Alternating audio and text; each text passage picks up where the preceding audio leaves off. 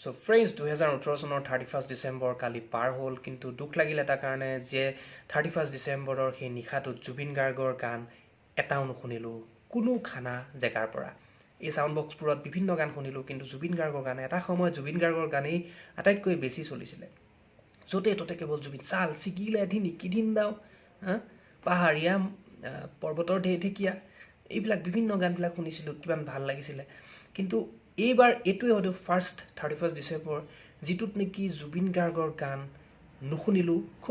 খুবেই কম ক'ৰবাত হয়তো লগাইছে, কিন্তু নুশুনিলোঁ, খুব বেয়া লাগিলে। যি নহওক, এই বিভিন্ন কথাক লৈ ভিডিঅ'টো আৰম্ভ কৰিছোঁ।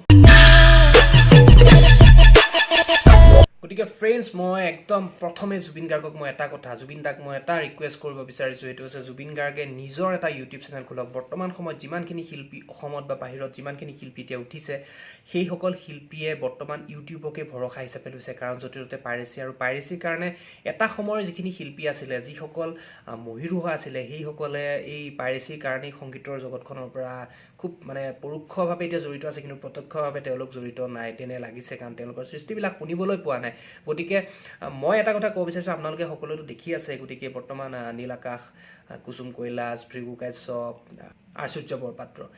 যিমানখিনি এতিয়া বৰ্তমান ছিংগাৰ আছে, সকলো নিজৰ এটা ইউটিউব চেনেল আছে, আৰু ইউটিউব চেনেলৰ জৰিয়তে তেওঁলোকে নিজৰ গানবিলাক ৰিলিজ কৰিছে। আৰু জুবিন গাৰ্গ এনে এজন শিল্পী, যিজন শিল্পীৰ বিষয়ে জানিবৰ কাৰণে আমি সকলো গোটেই তেওঁৰ ফেনবিলাক আমি সদায় ব্যগ্ৰ হৈ থাকোঁ। গতিকে মই ভাবিছোঁ যে জুবিন গাৰ্গে এটা ইউটিউব চেনেল খোলক, আৰু সেই ইউটিউব চেনেলটোত জুবিন দাই নিজৰ গান আপলোড কৰক, লগতে নিজৰ বিভিন্ন সামাজিক কামবিলাকৰ বিভিন্ন কথাবিলাক তাত আপলোড কৰক। আৰু মই কৈছোঁ, তেনেকুৱা যদি ভিডিঅ' তাত আপলোড কৰে, লগে লগে ভাইৰেল হ'ব, আৰু আমিবিলাকে যেতিয়া ছাবস্ক্ৰাইবাৰ হয়তো আটাইতকৈ বেছি স্পীডত হয়তো বাঢ়িব জুবিন গাৰ্গৰ ইউটিউব চেনেলৰ। আৰু সেই বস্তুটো কিয় কৈছোঁ, এতিয়া ইউটিউব চেনেলৰ জৰিয়তে সংগীতৰ সেই আগৰ যিটো মৰ্যাদা, সেইটো উভতি আহিছে। কাৰণ আপোনালোকে জানে, য়ো হনী সিঙে 2018 চনত পুনৰ কামবেক ছং হিচাপে মাখনা বোলা গানটো ৰিলিজ কৰিছিলে। বহুত বছৰ তেওঁ শুই আছিলে, বহুত বছৰ তেওঁ সংগীতৰ পৰা আঁতৰি আছিলে, কিন্তু যেতিয়া মাখনা বোলা গানটো ৰিলিজ কৰিলে, ইউটিউবৰ ৰিলিজ কৰিলে, আৰু ইউটিউবৰ ৰিলিজ কৰাৰ পিছত এসপ্তাহমানৰ ভিতৰত প্ৰায় 57 মিলিয়ন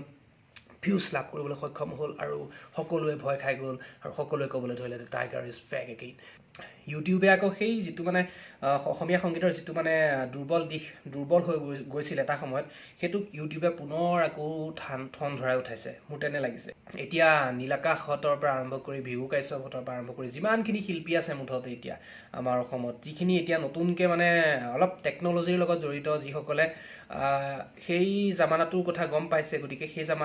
জামানাটোৰ কথাবিলাক পাহৰি নতুনকৈ আৰম্ভ কৰিব বিচাৰিছে সাংগীতিক জীৱন। তেওঁলোকে কি কৰিছে, এই ইউটিউব চেনেলত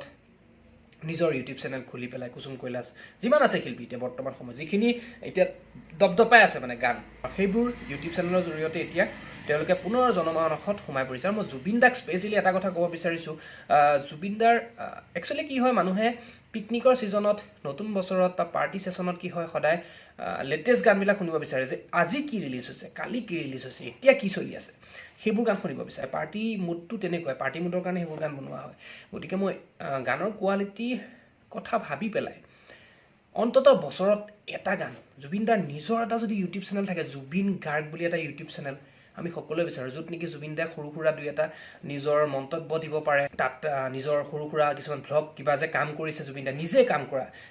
জুবিন দাৰ বহুত ভিডিঅ' আছে, জুবিন দাৰ ঘৰত জুবিন দাই সমাজ সেৱা কৰা, জুবিন দাৰ বিভিন্ন কথাৰ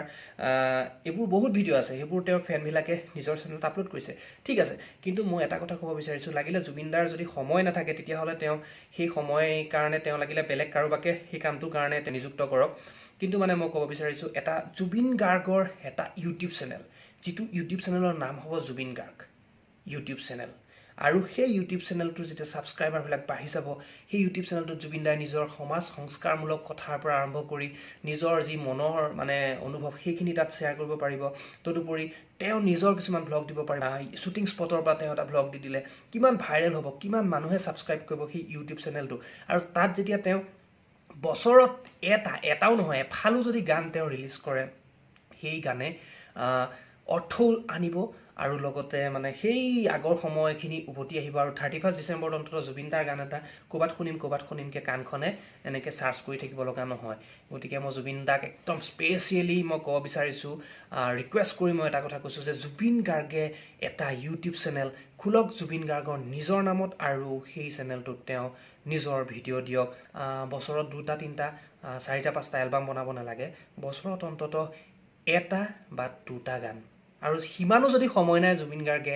জুবিন দাই এফাল বনাওক গান বা 4 ভাগৰ এভাগ হ'লেও গান বনাওক সেইটো কৰক সেইটো মই বিচাৰিছোঁ হয়তো বহুতে বিচাৰিছে আৰু কালি বেয়া লাগিলে 31 ডিচেম্বৰত জুবিন গাৰ্গৰ গান মই ক'তো নুশুনিলোঁ চ' ফ্ৰেণ্ডছ আজিৰ ভিডিঅ' ইমানেই আৰু পৰৱৰ্তী ভিডিঅ'ৰ বাবে অপেক্ষা কৰিব মোৰ চেনেলটো ছাবস্ক্ৰাইব কৰিব আৰু বাকিবোৰ নকওঁ আপোনালোকে সকলো জানে গতিকে মই ৰিকুৱেষ্ট নকৰোঁ মোৰ চেনেল ছাবস্ক্ৰাইব কৰিবলৈ যদি ভাবিছে ছাবস্ক্ৰাইব কৰোঁ ইয়াৰ ভিডিঅ'বিলাক ভাল লাগে কৰি থওক আৰু যদি কৰিব বিচৰা নাই বাদ দিয়ক আৰু